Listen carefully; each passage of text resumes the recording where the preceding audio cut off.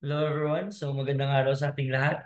So we have tackled the definition of culture and as well as the definition of politics. We also talk about does culture shapes politics or does politics shapes culture? So for today we will be discussing the reading material, which is the versions of culture. So as we can see, alam ko naman na binasa niyo yung reading material na binigay ko. But just to give a background and just to give a brief discussion para mapalalim lang natin yung mga binasa ninyo. Itong versions of culture.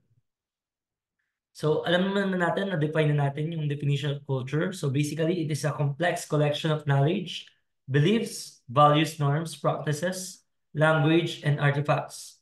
So yung explanation nito guys is we can see that culture encompasses both tangible and as well as intangible aspects of our being or the human life.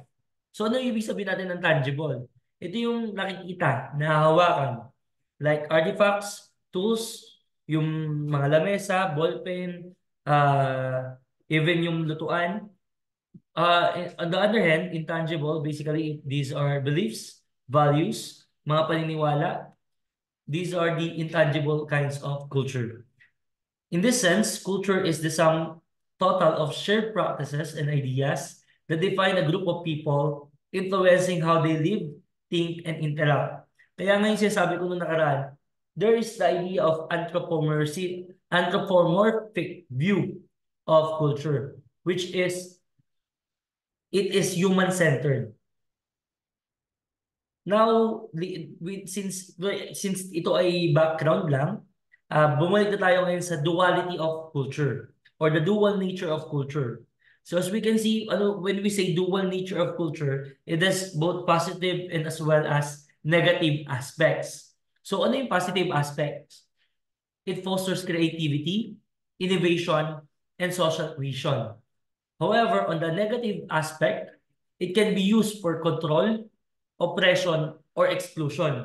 Gaya ng mga naging usapan natin dun sa how culture shapes politics and as well as politics shaping culture. So, ito yung imagine nyo to, no? Merong dalawang picture. Isang festival na masaya at yung isa naman is yung cultural repression. So ano yung mga kinds of cultural repression? Gaya nung ginawa nung Marcos years where they utilize culture to repress people. And that is a form of a negative one. So in this sense, culture can be seen in the idea of a double-edged sword. Ano ibig sabihin natin ng double-edged sword? It could give you positive impact, but at the same time, it could hurt you. For example, nasa isang labanan, ang double-edged sword, pwede mong labanan yung kaaway mo, but at the same time, it could also hurt you because it has a positive and as well as negative impact. So, while culture enriches and unites, it can also be used to manipulate or for dominance. So, in that sense, kaya nga napag-usapan doon sa ating reading material, yung culture versus civilization. So culture, basically, this is organic, everyday practices, traditions, and symbols. Yun yung idea noong culture. And while civilization, it is more of structured, concerned with progress and governance, and even technology. So imagine a split image again. So one side, traditional cultural activities, and yung isa naman yung modern urban setting. For example, dito sa isa, ito mas gusto kong gamitin lagi ito eh, farming. Yung isang side, yung side ng traditional farming, gumagamit ng mga traditional tools like mga rake, ganyan. But at the other side of the picture, andyan naman yung paggamit ng technology, which is the modern urban. Andyan na yung paggamit ng mga reaper. So in that sense, nasasabi kasi when we say civilization, it is more developed. Ganun lagi. Pagka culture, tradition. Pero hindi kasi ganun guys. Ang kailangan natin intindihin dito, yung difference nilang dalawa, yung culture and civilization, tinutulungan tayo nito upang maklarify natin yung human experience. Kasi nga, kung titignan natin, ano, hindi ko naman sinasabi na yung culture is more of backward. No. However, in the idea ng ating study, it is more of the everyday practices or the tradition of people. It is more of symbols. This is more of quote unquote uncivilized in nature. In nature. But the civilization, this is more of um, urban and more of technological advancement. Pero yung culture and civilization, hindi natin pwedeng paghiwalayin yan. Because as we can see in today's context, they can go hand in hand. Where we utilize culture in order for us to understand civilization and vice versa. So, in the historical evolution of culture, we can see that in the pre-modern views, culture is deeply tied to spiritual and national identity. For the modern views, culture secondary to scientific progress and rationality. And as a society evolved, yun din, nag-evolve din yung concept ng culture. It shifts from a central element of identity to a more marginalized status in modernity. So, kanina nga, di ba, pagka pinasabi natin, civilization is more of urban. Hindi na ganun nangyayari ngayon. Yung pre-modern view, yun yung tied na spiritual pa rin. Pero sa modern view, secondary to scientific progress. So scientific progress number one. Second is the rationality behind culture. So ang ibig sabihin natin dito na yung kultura nag-evolve siya through time. At inuhubog nito yung ating kasaysayan at yung mga pagbabago sa ating lipunan. But at the end of the day, yung culture na meron tayo, it could preserve through time. Yun yung ginagawa naman ng mga anthropologists na they are preserving the culture in our society. So, moving forward, dahil nga pinag-usapan natin yung historical development ng culture, yung culture in the context of Romanticism. So, in the Romanticism's view, culture is an essential, organic part of the national identity. Kamalayan. When we say identity, ito yung identidad, yung kamalayan ng mga taong nandito. Na mahalaga yung kultura doon sa pagbuo ng identity ng mga tao. However, yun nga yung nagiging problem in the Philippine context. Because if we will be analyzing the Philippine context, number one, ano yung meron tayo? Multi-ethnic, multilingual, and multicultural. Kaya nga ang question, what kind of identity could be utilized or could explain a Filipino? Or what is Filipino? Kaya nga isa sa mga pinakamahirap na tanong. For example, nag-quiz tayo, tinanong ko sa inyo, what is a Filipino? Or who is the first Filipino? Napakahirap sagutin ng who is the first Filipino. Because ang sinasabi nila, ang first Filipino, yung nagbigay ng national identity. At sino yung nagbigay sa atin ng national identity? Or national thinking? Sinasabi nila, ng first Filipino is si Jose Rizal. But ang idea, paano naman yung mga Austronesian na nandito? Are they Filipinos? Basically, no. They are not Filipinos, but they are living in this archipelago. They are the first inhabitants of this archipelago. So the key thinkers here are the Herder and Fichte.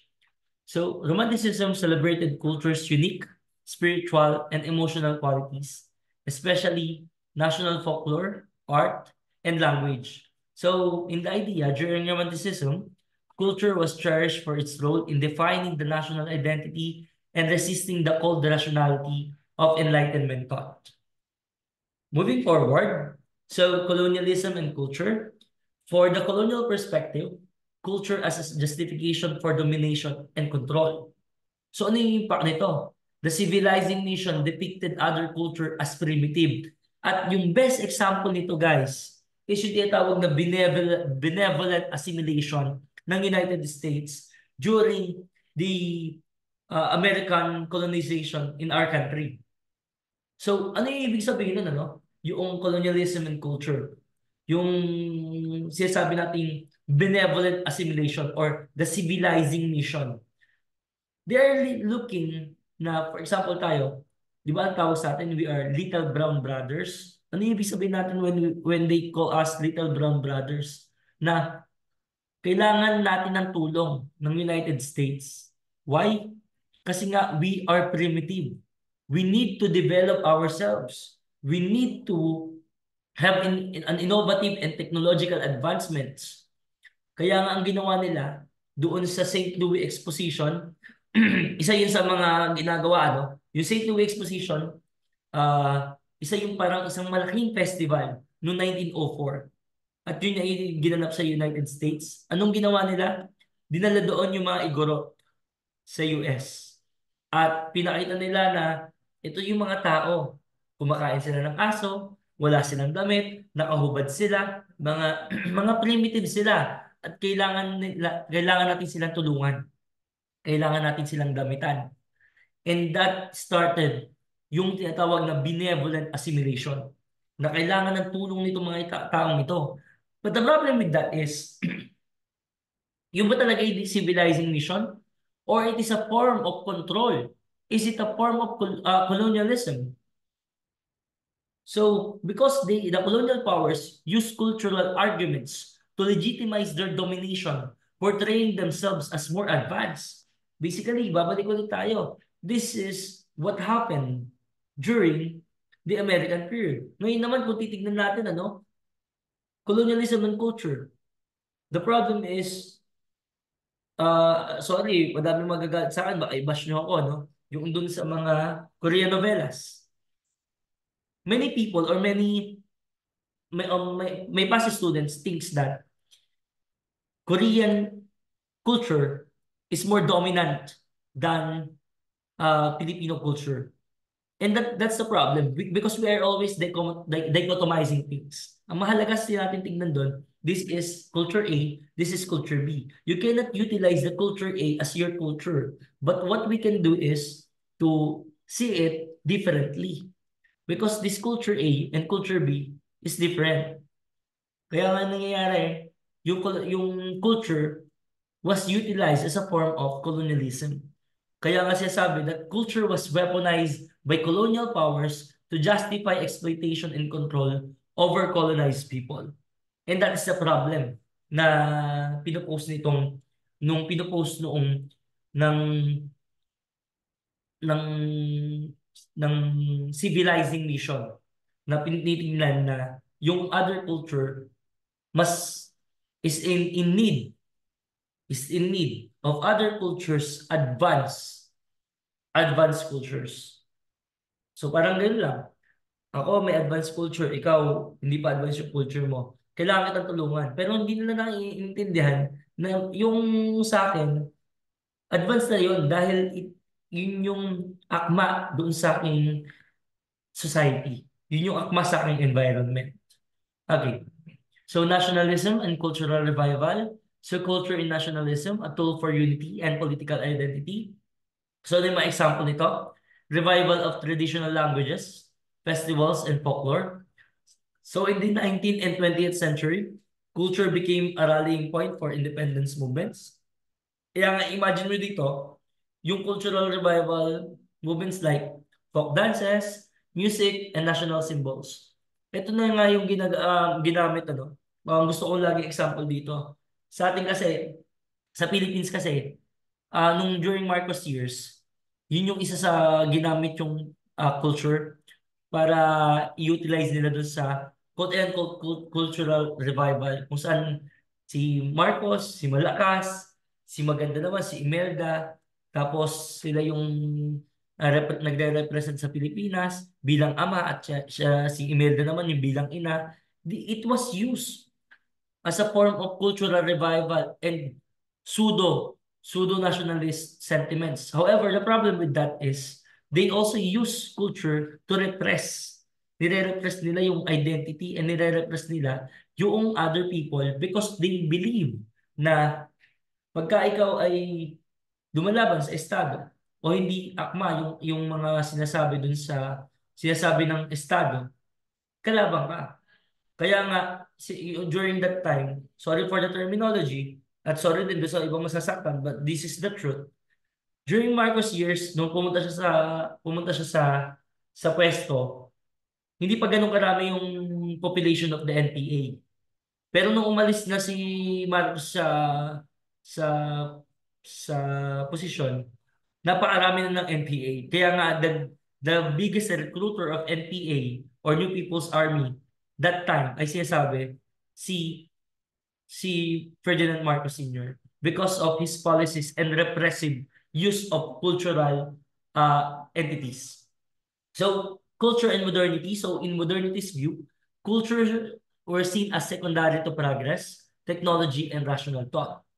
Because modernity often dismisses culture as sentimental or backward, focusing instead on science, industrial growth, and rationality.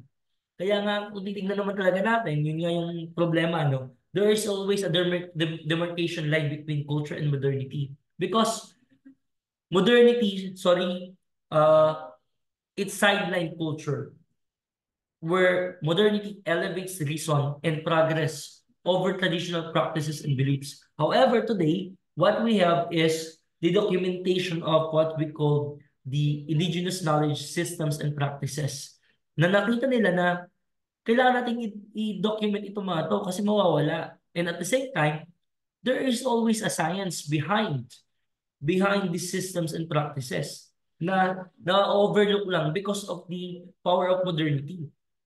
For example, isa na naman ulit nating best example ito. What we call Green Revolution. Narinig niyo na ba yung Green Revolution? So Green Revolution, dito nangyari dyan. Kailangan palakasin yung tawag dito, yung production in terms of palay, rice production. And no, hindi lang rice production, but the production of raw materials in agriculture in general. Kailangan mapalakas yung production in agriculture. Ang ginawa nila doon sa Green Revolution is they utilize yung paggamit ng massive use of what we call chemical fertilizers. Yun yung ginamit. But ano yung naging impact nun? Yes, dumami nga. However, dumami nga yung production. However, the problem, 10 years, 20 years, 30 years, hanggang sa kasalukuyan, nararanasan natin yung impacts of the Green Revolution. And what is the main impact of that?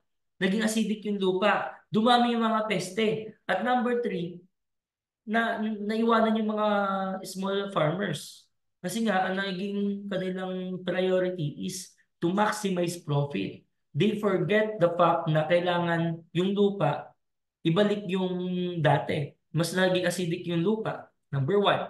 Number two, dumami yung mga pest na hindi naman dating lumalabas. And number three, paano naman yung mga small scale farmers? Paano sila makakasabay dun sa Green Revolution na yun? Because it is a massive use of chemical fertilizers. So now, because of the dichotomy between culture and modernity, nagkaroon ng demarcation line. When we see culture, it is more of backward, and modernity, it is more of civilized one. Pero hindi nga kasi dapat ganun. What we must look is culture and modernity must coincide with each other. And that is what the anthropologists and even scientists are trying to do nowadays. Moving forward, the postmodern perspectives on culture. So one of the postmodern perspective is it is more of fragmented and pluralist and hybrid. So pluralist, gaya nung napag-usapan natin, it is diverse, iba-iba. So ano yung pinaka-explanation niyan? Yung culture sa postmodern era, it is more of fluid, diverse, and often seen as a blend of various identities and influences. So, parang yung gender. Dati yung gender, meron na lalaki, bakla, tomboy. Lalaki, babae, bakla, at tomboy. But today, it is more fluid. What do we mean by fluid? Some na hindi natin kailangan bigyan ng identity yung isang na ito ay specific identity mo. Ikaw lalaki ka lang, ikaw babae ka lang, ikaw bakla ka lang. It is more of fluid and diverse. So, isipin nyo, there is settings of mix of traditional and contemporary cultural expression. Just imagine those things, you know. But in the postmodernist view of culture, it is constantly evolving, shaped by globalization, media, and consumerism. Ito na yung impacts of what we call neo-colonization. Ano yung neo-colonization? It is a new form of colonization where hindi na siya yung balilan, patayan, at pagkamkam ng land. But in the sense of we are colonized through our culture. We are colonized through trade. And we are colonized through our, what do you call this one? Our products, our identity. Kaya nga ang nagiging problema, no? Yung sinasabi ng karamihan na ano ba talaga yung meron tayo? Yung P-pop, di ba? Yung P-pop is hinango lang din naman siya basically sa K-pop. So where's the originality behind the P-pop? That is one of the critics nung isa sa mga pinuntahan kong conventions, no? Kasi sabi nila na P-pop, okay, what is the demarcation line between P-pop and K-pop? Eh, technically, ginaya lang naman ng P-pop yung K-pop. Sana meron sanang twist yung P-pop na merong sarili rin silang identity or meron silang sarili nilang flavor. I am not sure or kung merong ganun doon sa mga P-pops natin, ano? Since isa lang naman yun sa mga lumabas na studies dun sa isang convention. Moving forward, ito na yung Marxist critic of culture. Last time pinag-usapan natin yung modes of production, ano? Yung tinanong ko kayo kung ano yung historical materialism according to Karl Marx. So basically, Karl Marx's view of culture is it is shaped by economic forces and class struggle. They believe that culture serves the interests of the ruling class by reinforcing societal hierarchies and inequalities. So imagine an image of class struggle, industrial workers, and capitalist symbols. Ano ba yung capitalist symbols na meron tayo? Sinasabi ng mga expert in this field, ipakita mo yung picture ng McDonald's at saka yung picture ng Starbucks. Those are the number one capitalist symbols. And si Uncle Sam, pero yung si Uncle Sam, it is more of 1960s, 1970s of class struggle. Pero ngayon kasi talaga yung pinaka-capitalist symbol is si McDo and Starbucks. So, ano yung pinipinpoint nila? They are critiquing culture as a product of material condition and an instrument of control by the dominant class. They are saying that the culture is being utilized just like what we discussed na yung culture ginagamit siya ng malalaking tao o malalakas na tao para i-control yung mga maliliit. So for example, yung P-pop o K-pop na meron tayo, P-pop, pwedeng gamitin yan ng mga powerful people. For example, mag-election na. Andiyan yung SB19. Kuhanin yung SB19 ng isa sa mga tumatakbong politician. Let's say si Bongo o si Bato de la Rosa. Kunin sila. Ang daming, tsaka yung Bini. Kunin si SB19 at si Bini. Ang dami nilang fans. So what do you expect na mangyayari kapag yun yung nag-endorse dun sa isang individual, ano? I don't know. Pero I believe hindi naman ganun siguro yung si SB19 at saka yung Bini. Baka ang endorse nila, syempre, si Sergio Letter, okay. So, moving forward, so this is structuralism and anthropology. For the structuralist view, culture as a system of signs and symbols, ito yung kay Levi Strauss. Hindi ito yung Levi's na pantalon na, iba yan. Basically, ito pinag-usapan na natin na yung structures, it analyze culture as a set of universal structures, such as myth and language, that shapes human experience. Basically, yung structures natin, these are the institutions which shapes yung ating everyday life. Kung gagamitin naman natin ito in terms of culture, yung structures natin or the institutions, it shapes yung culture na meron tayo. Yun yung pinpoint. I don't need to expand on this, but what we need to understand here is that yung structures natin, it shapes yung ating human experience. Okay. So, ito naman yung postmodern critique of culture. It challenged the grand narrative. Culture is multiple and constructed. So, in the postmodernist idea, it rejects the idea of one unified culture and embraces diversity, questioning traditional cultural boundaries. So, ito na. Nandito na tayo ngayon, guys. Nandito tayo sa mga postmodernism where we see culture as fragmented and constructed. Yung kaso, ang naging problema dito, it challenged the fixed notions of identity. Yun na nga yung issue. Yung fluidity. So, ang culture ba dapat is fluid and fragmented? Or dapat ang culture natin is matibay? Kaso, in the postmodernist idea, yun na nga, babalik ulit ako sa favorite example ko, P-pop is, kung titignan natin, it is more of postmodernist because it is fragmented. Pinagsama-sama siya ng iba't ibang klase ng culture. Na iba't ibang klase din ng hindi pala P-pop, sorry. SB19 or sige, Bini na lang para mas maganda. Yung yung dance, yung technology, yung kanta, yung lyrics, yung language use, 'di ba? Yung kanta nila, it's a mix of English and Filipino. Pwede pang dagdagan siguro din yan ng ano, ng Korean.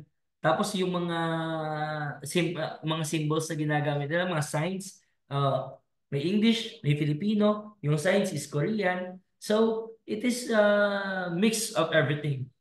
Okay.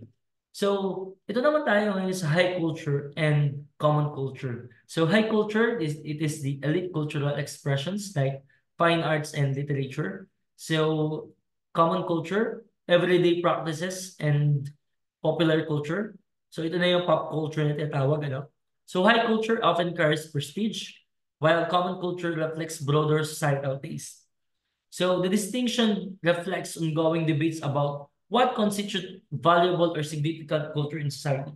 Kaya ito yung sinasabi, saan ba nanggagaling ang trend? Ang trend ba nanggagaling sa taas, pababa, top, bottom, or from bottom, pataas? Yung mga pop culture na meron tayo or meron tayong yung trend ba nanggagaling lagi sa taas, pababa, or sa baba papunta sa taas? Pero what I want to suggest is the bibingka method. Ano yung bibingka method? Here, the bottom meets the top. So they meet halfway, bibingka method approach. Pero I don't know kung doon sa mga anthropologists natin on how they look at it, kung ang culture is coming from the bottom pataas or top down approach. So culture and power dynamics, ito na tayo. So culture as control maintains power structure, social norms and order.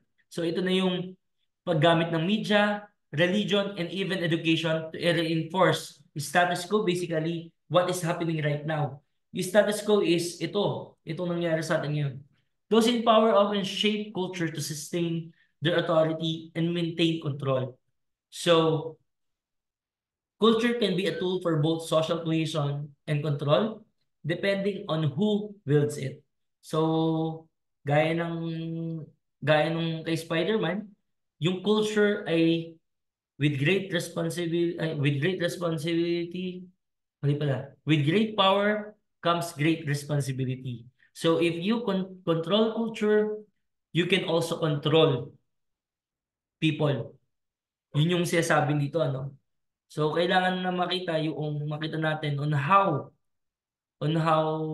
people use culture for their own good. And culture as a site of resistance, subcultures and movements challenging the dominant order, such as civil rights, feminist, and anti-colonial movements. Culture can also serve as a means of resistance and change. Kung kayo na pwede itong gamitin na tool for manipulation, ito naman, culture as a means of resistance and change. So, culture is not only a tool of power, but also a powerful form of resistance against oppression. So, paano natin pwedeng gamitin yan? So, pwede natin i-utilize yung culture and arts, the culture and the arts, using our song, our, what do you call this? Yung mga tula, mga sayaw. Kaya nga ito yung isa sa mga pinakasikat ng martial law, no? Na i-publish. Search na lang, ano? Yung Prometheus Unbound. Maganda din yan, no? Prometheus Unbound. I-search nyo yung isa siyang tula. Yung yung ano nga ba yun? Unbound nga ba yun? Hindi ko maalala, wait lang. Prometheus. Alam ko, Prometheus Unbound yun eh. By Pete Lacaba. Search nyo na lang yan. Okay. Moving on. Culture in the digital age. So basically, the rise of social media, global connectivity, and digital communities. So digital technologies have transformed how culture is created, shared, and consumed. So pinaka-favorite ko dito na example is memes. Yung mga meme, meme natin. So yung mga meme is utilized para ipaliwanag yung mga satire dito sa ating community. And pi- isa sa gusto kong gawan din na study yun, no? Yung mga political memes o kung paano mas na ginagamit yung political meme para mas maintindihan ah yung isang issue. Okay. So with that guys, nakuha na natin na tapos na natin yung part na to, no? And I hope okay kayong lahat at sana makapag face to face na tayo at mag-ready kayo sa ating magiging quiz. So with that guys, maraming salamat and I'll see you. Thank you.